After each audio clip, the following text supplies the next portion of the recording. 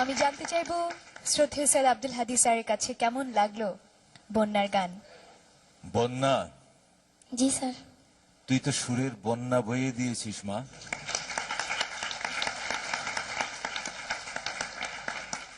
আমাদেরকে তো তুই মুগ্ধ করে দিলি আজকে। Thank you sir. দুইটি কারণে গেয়েছিস, তো অসাধারণ গেয়েছিস।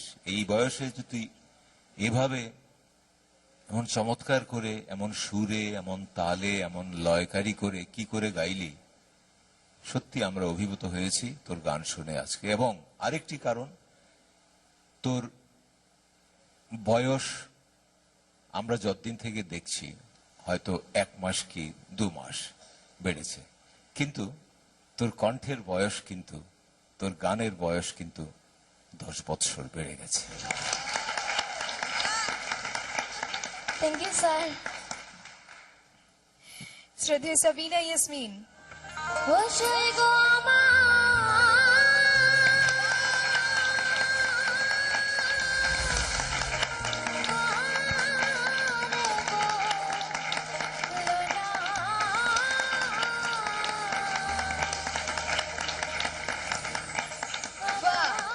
বন্যা, স্ট্যান্ডিং ওভেশন। এখনো আরেকজন বিচারকের কাছ থেকে কিন্তু কথা শোনা বাকি আছে। আমরা জানতে চাইবো শ্রদ্ধেয় কুমার বিশ্বজিতের কাছে। বন্যা, গানের প্রথম লাইনটা কি রে? বন্ধুরে কই পাবো সখী গো, বন্ধুরে কই পাবো সখী গো। ওই পাবো সখী। বন্ধু পাওয়ার সময় তোর অনেক অনেক দেরি। চিন্তা করে এত SMS কি করবি, সেটা অতি জরুরি। আর এই মঞ্চে করে যায় একে একে সেঞ্চুরি, সাথে আমাদের দর্শকের মন চুরি।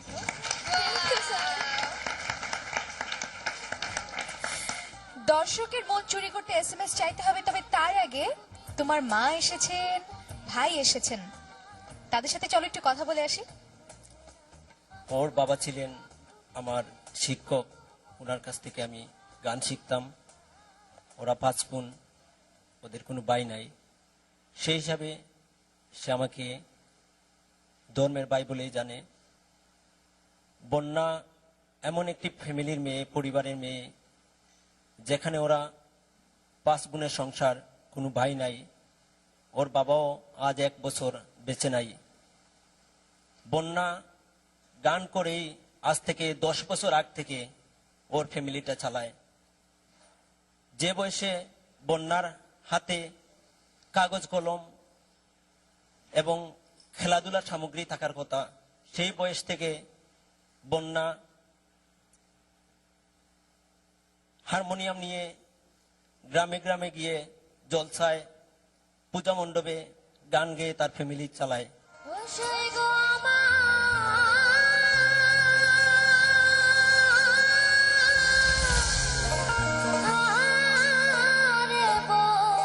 আমাকে SMS করতে হলে আপনার মোবাইল মেসেজ অপশনে গিয়ে SK স্পেস দিয়ে BONNA লিখে পাঠিয়ে দিন 6161 নম্বরে।